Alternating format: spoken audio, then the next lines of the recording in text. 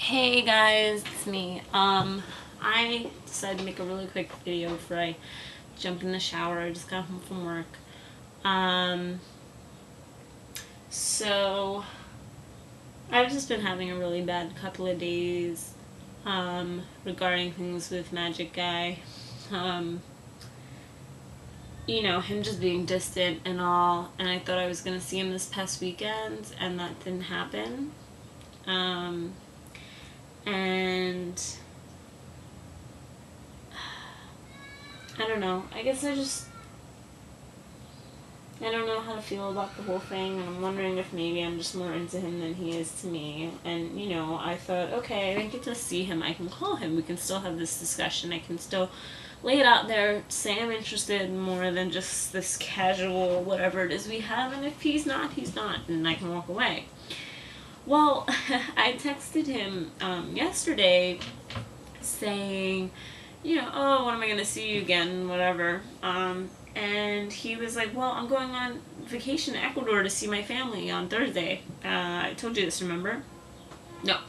um, he told me the last time I saw him, which was a little over a week ago, he pulled out his iPad and we were like hanging out, and he was going to YouTube, and before he did, he pulled out his calendar, and all he did was turn it to me and say, oh, vacation coming up soon, like kind of pointed to a week. And I'm like, oh, yay, cool. Now, saying vacation coming up soon and just kind of pointing, that doesn't mean anything to me. I mean, you could take vacation days off and not go anywhere. I assumed he was going somewhere, but I didn't know the exact dates. It wasn't like I looked at his iPad and was like, yeah, let me mark down this day to this day. And sorry, it's kind of pet peeve of me with guys, and I'm sorry to generalize, but I feel like a lot of guys do this thing where they swear they told you stuff, and it's like, no, I'm a woman, trust me. I know what you told me, and I know what you didn't tell me, because we pay attention to that kind of stuff. My ex used to do it all the time, and to the point that he would get angry with me and swear up and down that he told me certain details, and I would say to him, I wish I had that conversation recorded, because I know 110% you didn't say this, this, and this to me. It's like, just as much as guys tend to forget things when you tell them, they seem to be convinced that they do tell you things that they don't. So I was a little annoyed, just because it's like, don't say that to me, like, oh, remembered, and so, whatever, it is what it is. He's going away for 10 days, because he's, Ecuadorian, and, he's going with his family, and they're going to see extended family, and whatever. Now in my head, I'm just thinking, well, great, now he's leaving tomorrow morning, and I have to wait until he comes back to have this discussion with him. But then I was also like, okay, so maybe I'm a bit of a jerk for assuming things that he wasn't around, because, I mean, obviously you're going away on vacation for 10 days. Sorry, my cat's about to annoy the crap out of me. If you're going away for 10 days, yeah, I understand why you'd be busy, and you might be a little MIA. You're busy packing, you're busy getting ready, you're trying to wrap things up at work before you have to leave. So maybe, I can admit a fault there for assuming things, or assuming he wasn't interested when really he was just busy and thought that I knew why. Yeah, but, a part of me thinks maybe I need these 10 days to just kind of chill and really figure me out. And probably by the end, I'll be able to know how to approach him. I'll be able to know what I want, and that's important. How am I going to have a discussion about what I want with someone when I don't even really know yet? That's not a very confident way to have that discussion. So it's probably a good thing. But I don't know. I don't know.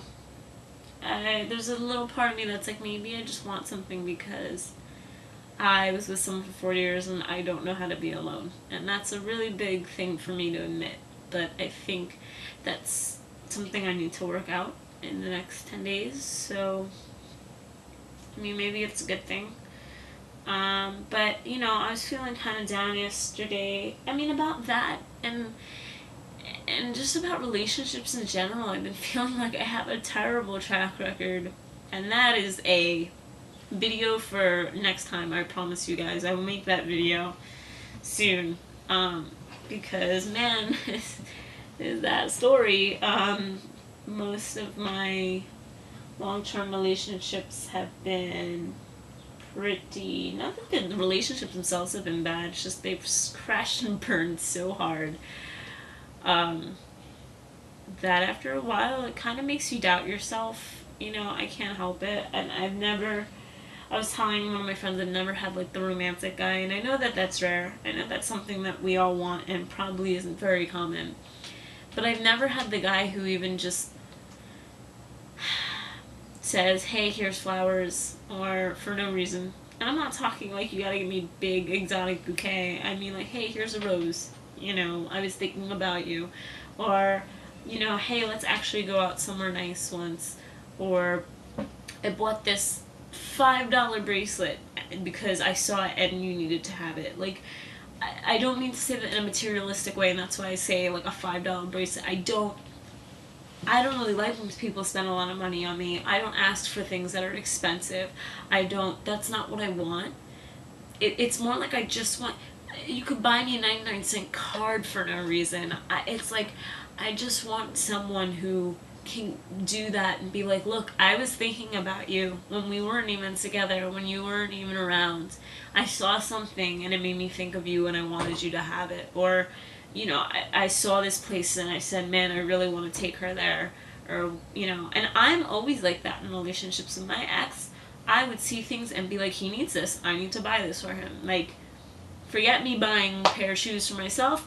I'm buying this jacket for him because, you know, it has whatever on it and he loves that. Or, you know, whatever. I used to love surprising my ex with little gifts and little things and little letters and emails, and I would write little notes, you know, that I loved him and hide it in his room before we left. And then at some point within the day, the next day, like, he would find it and text me and be like, oh, you know, you hid that wherever. But I like doing that. You know, I don't think it's too much to ask for to have someone who wants to show me affection like that. But apparently it is. And so I was complaining that maybe I'm not deserving of flowers. Maybe that's what they think. Maybe guys who date me just don't feel like I am worth the effort or the money or the thought, whatever.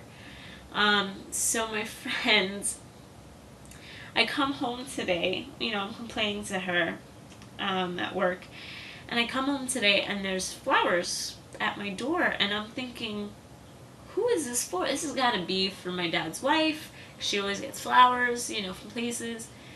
And then my name's on it, and I'm like, who bought me flowers? Who knows my address isn't buying me flowers, you know? Like, nobody does. Last time I got flowers, I think it was my 21st birthday from my grandmother. So I'm going, who bought me flowers? And it was my friend, and my friend who's also my coworker, who's also my future roommate, and she is fantastic. She sent me a note that said, don't ever think that you are not worthy or deserving of flowers, and said, you are awesome and I love you in a non-lesy way. And she sent me this little bouquet of flowers, and they're looking kind of right now because I just got them and I just put them in the water with their flower food. And I kind of cried a little, not gonna lie. I got very choked up because it did make me feel so much better. And I guess I just realized I have really good friends, and I'm getting choked up again. I have really good friends, and I don't need a guy to buy me flowers or to be affectionate to me to make me feel like people appreciate me. I have people who appreciate me. I just was so wrapped up in it being someone I'm romantically involved in that I kind of took that for granted. And so, honestly, it was like the best thing ever. She texted me, or no, I texted her after I got them, and then we talked on the phone for a bit, and it's pretty awesome.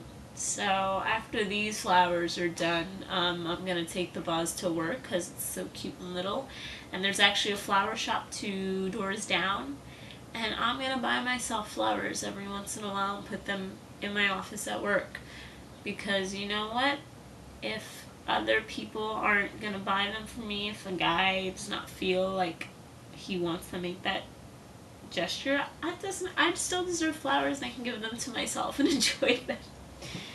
So that's kind of where I'm at right now. I'm having